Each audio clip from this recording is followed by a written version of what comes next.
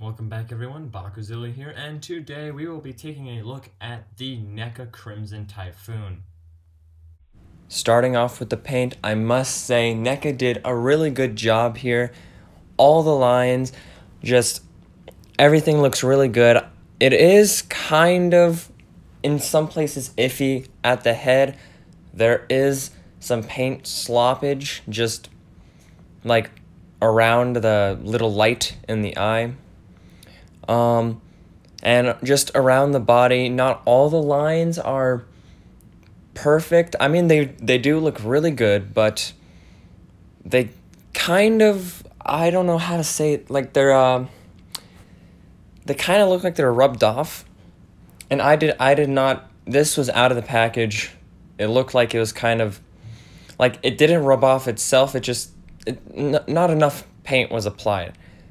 But other than that, all the paint just brings out the detail in the sculpt.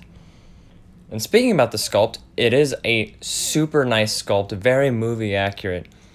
I have literally no complaints I mean, it could have been enhanced a little bit, but for the price of the figure, it is really, really good sculpt. I don't see how they could have done any better without raising the price up more, because it is just really good looking. So I'd say NECA did a really good job on the painting and sculpting here. As for the articulation, I feel like Crimson has a lot of good joints, has a lot of good posability options. One thing I will note before I start getting into the other stuff is that the ankles are really loose, so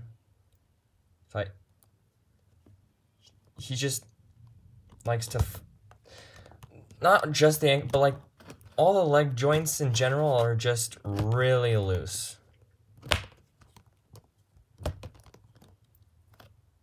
Okay, there. Anyway, now looking at the other articulation, the head here can move really well, has a lot of posability, can look up that far and look down that far. Just has a lot of range. The arms, so this arm can move a lot. It can move out like that.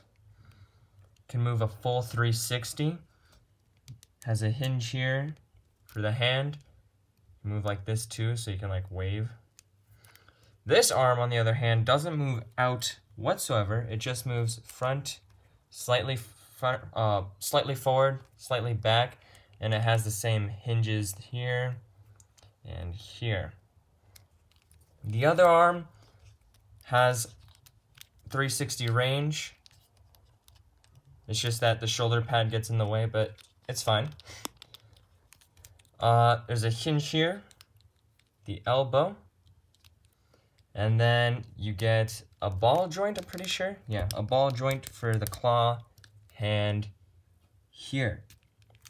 Whoop, I just dropped them. For the waist, you do get a ball joint so you can have a nice crunch. If I can get to hold him. Here, let me try to move out the arms. Get a nice crunch. And you also get him to be able to bend that back, or bend back that far. And you can also have 360 motion. Also side to side like this, but it's also 360 motion, so if you want to do that thing where he does in the movie where he goes and then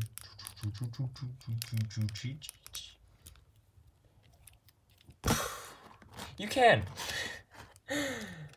So that's possible. It is, I feel like it's a little bit loose though. Lots of loose joints on this guy, by the way. That's a problem. Legs, ball joint, so you could have a lot of range with that. And then the rest are just on hinges. And sadly, there's no ankle pivot here, so yeah. He actually stood up. I was expecting for him to fall.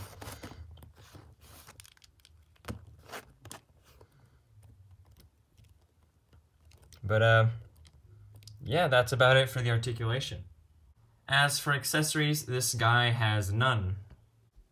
For size comparisons, here we have him next to my previous review, the NECA Hong Kong Brawl Gypsy Danger. Oh god. The NECA Burning Godzilla 2019. The Studio Series 41 Constructicon Scrap Metal. The Jurassic World Massive Biter Sarcosuchus. And finally, Chaos Garganoid Ultra. And now it is time for my final thoughts and ratings. Starting off with the paint, I will give it a 4 out of 5. Like I said before, nearly perfect, really good detail, but yeah, not perfect. So 4 out of 5 there. Same thing with the sculpt, 4 out of 5. Really good sculpt. They could have done better, but they would have probably had to raise the price. So for this price, it's really good. I'm really happy with it. Articulation, super good. I will give it a 5 out of 5 there. The legs are loose, but if you know how to work it, it shouldn't fall over. I mean, it is pretty annoying sometimes, but you know what? The rest of it is really good. 5 out of 5. Accessories are none, so we won't go into there much. And for size, I will give it a 5 out of 5 as well. It is just your standard 6-inch figure from NECA. So, I mean, I don't think it's 6. I mean, I think it might be 7-inch, but because of the legs being loose, it kind of slouches down. So it kind of just fits right into the 6-inch line. So if you have any Godzilla figures or something, this will look perfect next to them. Overall, I'll give the figure a 4 out of 5. Absolutely amazing figure. Amazing representation of Crimson Typhoon.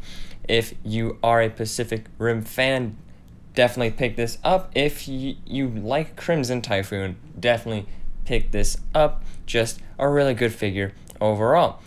But that's going to be it for this video. If you did enjoy, make sure to leave a like, subscribe, and comment down below, and I'll see you in the next one. Bye-bye.